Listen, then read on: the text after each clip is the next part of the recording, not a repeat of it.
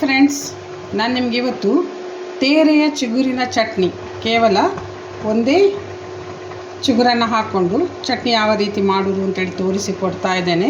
ಬನ್ನಿ ತಯಾರು ಮಾಡೋಣ. ಎಳತ್ತು ನೋಡಿ, ತೇರೆ ಅಂತ ಹೇಳ್ತಾರಲ್ಲ, ಅದರ ತುದಿಯನ್ನೆಲ್ಲ ತೊಗೊಂಡು ಬಂದಿದ್ದೆ, ಚಿಗುರುಗಳನ್ನೆಲ್ಲ ತೊಗೊಂಡು ಬಂದಿದ್ದೇನೆ. ಇದನ್ನು ಚಟ್ನಿ ಮಾಡುವ. ಅರ್ಧ ಕಾಯಿ ತೊಗೊಂಡಿದ್ದೇನೆ ನೋಡಿ, ಇದನ್ನು ತುರ್ಕೊಳ್ಳುವ. ಸ್ವಲ್ಪ ಎಳತ್ತು ತೊಗೊಂಡಿದ್ದೇನೆ.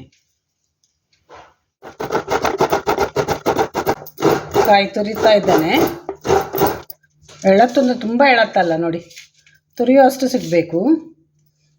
ವೆಜಿಟೇಬಲ್ಗೆ ಎಷ್ಟು ನಾವು ಯೂಸ್ ಮಾಡ್ತೇವಲ್ಲ, ತುಂಬ ಒಣಗಿದ್ದರೆ ಅದನ್ನು ನಾನ್ ವೆಜ್ಜಿಗೆಲ್ಲ ಹಾಕ್ತೇವೆ.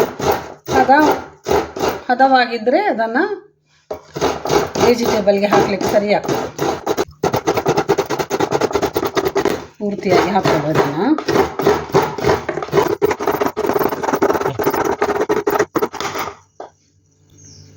ಪೂರ್ತಿಯಾಗಿ ಹಾಕ್ಕೊಂಡೆ ನೋಡಿ.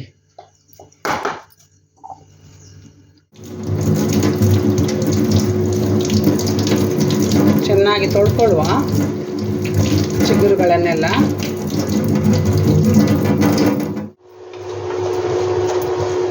ಇಟ್ಟಿದ್ದೇನೆ ನೋಡಿ ಬಾಡಿಸಲಿಕ್ಕೆ.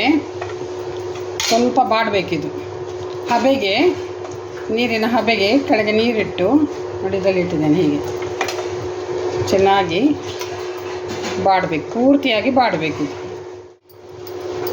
ಬಾಡಿ ಹೋಯ್ತು ನೋಡಿ, ಚೆನ್ನಾಗಿ ಬಾಡಿತು. ಇನ್ನು ಇದನ್ನು ಮಿಕ್ಸಿಗೆ ಹಾಕ್ಕೊಳ್ಳು. ಯಾವ ರೀತಿ ಇತ್ತು ನೋಡಿ, ಬಾಡಿ ಯಾವ ರೀತಿ ಬಗ್ಗೆ ಬಂತು ನೋಡಿ, ಕಲರೆಲ್ಲ ಚೇಂಜ್ ಆಯಿತು. 3 ಕಾಯಿ ಮೆಣಸು ಹಾಕ್ತಾ ಇದ್ದೇನೆ. ಒಂದು ಸಣ್ಣ ಉಂಡೆ ಅಷ್ಟು ಸಣ್ಣ ನೋಡಿ ಹುಳಿ ಹಾಕ್ತಾ ಇದ್ದೇನೆ. ಒಂದು ಸ್ವಲ್ಪ ಜಿಂಜರ್, ಶುಂಠಿ, ಆಮೇಲೆ ಒಂದು 6 ಎಳಸಷ್ಟು ಬೆಳ್ಳುಳ್ಳಿ, ಸ್ವಲ್ಪ ಉಪ್ಪು, ರುಚಿಗೆ ತಕ್ಕಷ್ಟು ಉಪ್ಪು ಹಾಕ್ಕೊಂಡು ಚಟ್ನಿ ಮಾಡುವ. ಉಪ್ಪು ಹಾಕ್ತಾ ಇದ್ದೇನೆ. ಸ್ವಲ್ಪ ನೀರು ಹಾಕ್ಕೊಂಡು ಒಂದು ಸುತ್ತು ತಿರುಗಿಸಿ ಮತ್ತೆ ನಾವು ಬಾಡಿಸಿದ ಎಲೆಯನ್ನು ಹಾಕ್ಕೊಳ್ಳುವ.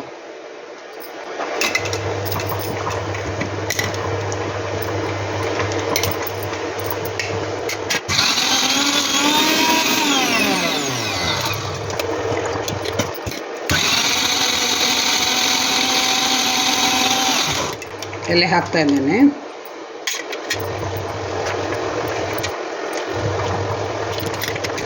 ಸ್ವಲ್ಪ ನೀರು ಹಾಕ್ಕೊಳ್ಳುವ. ಬಿಸಿಯಾಗಿ ತಣ್ಣಗಾದ ನೀರನ್ನು ಹಾಕ್ತಾ ಇದ್ದೇನೆ.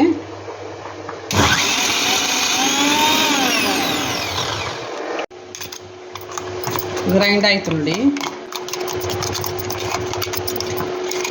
ರೆಡಿ ಆಯಿತು ನೋಡಿ. ತೇರೆಯ ಚಿಗುರಿನ ಚಟ್ನಿ ಯಾವ ರೀತಿ ಮಾಡೋದು ಅಂತೇಳಿ ತೋರಿಸಿಕೊಟ್ಟೆಲ್ಲ ನಿಮಗೆಲ್ಲ. ಆರೋಗ್ಯಕ್ಕೆ ತುಂಬ ಒಳ್ಳೆಯದು, ಅಲ್ಲದೆ ಗಂಜಿಗೆ ಅನ್ನಕ್ಕೂ ನೆಚ್ಕೊಂಡು ತಿನ್ನಲಿಕ್ಕೆ ತುಂಬ ಟೇಸ್ಟಿಯಾಗಿದೆ. ನೀವು ತಯಾರು ಮಾಡಿ, ತೋಟದಲ್ಲೆಲ್ಲ ಸಿಗ್ತದೆ. ಅದರ ಚಿಗುರನ್ನು ತೆಗೆದು ಬಾಡಿದರೆ ಆಯಿತು. ಅದು ಮಾಡಿದರೆ ಒಳ್ಳೆಯದು. ಅಥವಾ ಇಲ್ಲದಿದ್ದರೆ ಆ ಮರದ ಅಡಿಗೆ ಹೋಗಬೇಕಾದ್ರೆ ತುಂಬ ಸ್ವಲ್ಪ ತುರಿಕೆ ಎಲ್ಲ ಶುರುವಾಗ್ತದೆ. ಅಂದರೆ ಮಕ್ಕಳಿಗೆಲ್ಲ ಇದನ್ನು ಈ ಚಿಗುರಿನ ಚಟ್ನಿ ಮಾಡಿಕೊಡೋದು ತುಂಬ ಒಳ್ಳೆಯದು. ನೀವು ಮಾಡ್ಕೊಳ್ಳಿ. ಯಾವ ರೀತಿ ಆಯಿತು ಅಂತೇಳಿ ನನಗೆ ಕಮೆಂಟ್ ಬಾಕ್ಸಲ್ಲಿ ಕಮೆಂಟ್ ಮಾಡಿ. ನಾಳೆ ಇನ್ನೊಂದು ಹೊಸ ವಿಡಿಯೋದೊಂದಿಗೆ ನಿಮ್ಮ ಮುಂದೆ ಬರ್ತಾ ಇದ್ದೇನೆ. ಅಲ್ಲಿವರೆಗೆ ಕಾಯ್ತಾ ಇರಿ. ಬಾಯ್ ಬಾಯ್.